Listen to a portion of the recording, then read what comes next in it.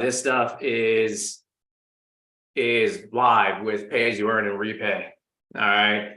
So I wanted to make sure, I just want to make sure that everything is going live on here, and it is.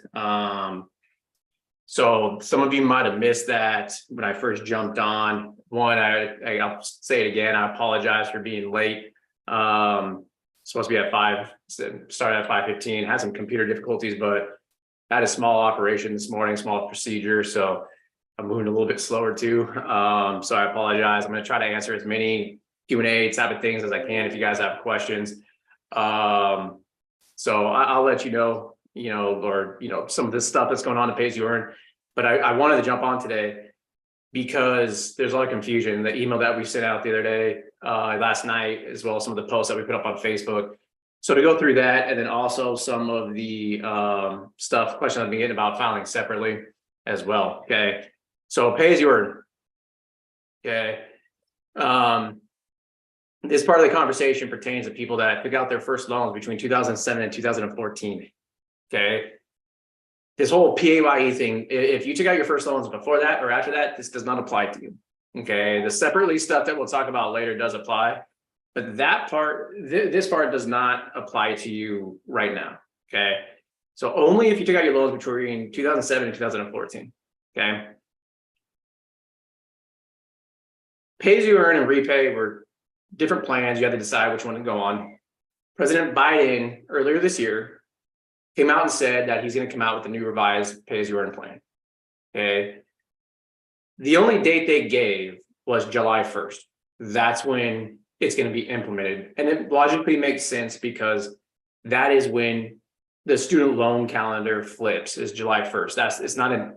The government doesn't look at student loans from January to December. They look at July 1st as a start of the new year for student loans. Okay. So that was the logical time to implement this thing. Now, what this said was after July 1st, or after this new repay program goes in, you can no longer go on Pay As You Earn. That's what the news release said, and that's what the law actually says that they had put out there. The only way you can be on Pay As You Earn is if you are already in repayment, meaning if you're already paying, they're not going to kick you off of it. No one's paying right now, okay, because of forbearance, okay? But we also know that repayment is supposed to start now in August. So if this new repay program takes effect July 1st, and you wait till August to actually go into repayment, you can't go into Pay As You Earn. You have to go into this new repay program. That's the issue. Okay. Now, we don't know if this repay program is actually going to come out July 1st. We have been saying since March and May, April and May, for people to decide if they should go on Pay As You Earn or go on the new revised Pay As You Earn. Okay. About 50% of times it's beneficial to stay on Pay As You Earn. About 50% of the time when we do the numbers, it makes sense to go on to revised Pay As You Earn. So for the last 3 months, we've been saying, you got to figure this out because something's going to happen. Okay. Now you can do one of two things. And I'll preface this by saying, I want to make sure you guys have options financially. We always say that the more options you give yourself financially, the better off you are going to be in the long run. Okay. What that means is you have the option to wait.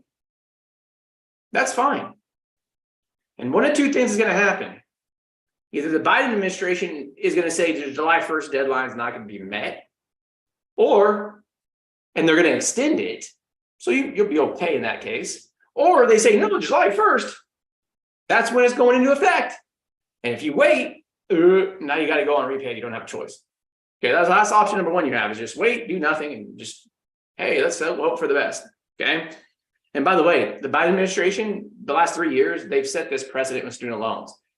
Like whenever something's happening with student loans, they put a deadline, they wait till like a couple days before until they bring out an announcement. Okay, it's actually very, very annoying because it's like, well, we're trying to figure out what the hell to do with this, right? So right now we have no announcement. So the other option you have to take is to say, I'm going to prepare like this thing's coming out July 1st. If it doesn't, fantastic. If it does, I want to make sure that I'm on pay as you earn. So I'm going to go into pay as you earn now so I can be in repayment to make sure that I can be on pay as you earn. Then down the road, like if they extend this, like the whole, it's not July 1st, like it's going to be next year. If they come out and say that in a few weeks, it's like, okay, fine. I'll just go back on forbearance for 2 more months, not make my payments. And then when student loans kick back in August, I'll be on pay as you earn. I don't have to worry about anything. Okay, so that is why we sent the email out saying, if you want to be on pay as you earn, the prudent thing to do right now is to take action and not wait. And even though you might be in repayment starting in like July versus starting in August, it's just 1 or 2 months. Who cares? Right? Like it's not that big of a deal.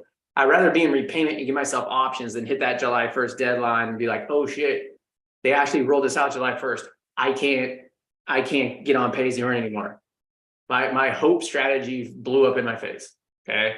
So that is what that means. That's why we were saying, that's why we sent out the email yesterday saying, if you're going to go on pay as you earn, now's the time to go ahead and file it with studentaid.gov, go in and say, hey, do this. Now, I have gotten this from people. One, we know servicers like Mohila, they don't know anything either. Like we've had people call us or email us, say, yeah, I just got the phone with Mohila. They told us if I want to be on pay as you earn, do it before July 1st. Like they're telling us the same thing to people.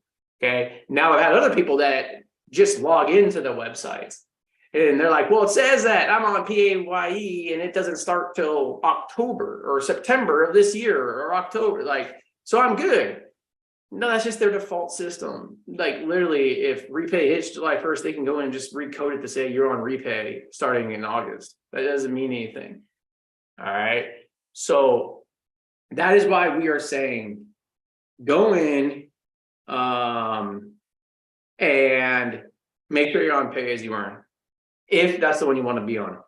I did get a question during this. Everyone can get on PAYE. Can everyone get on pay as you earn regardless of when their loans are taken out? No, you cannot.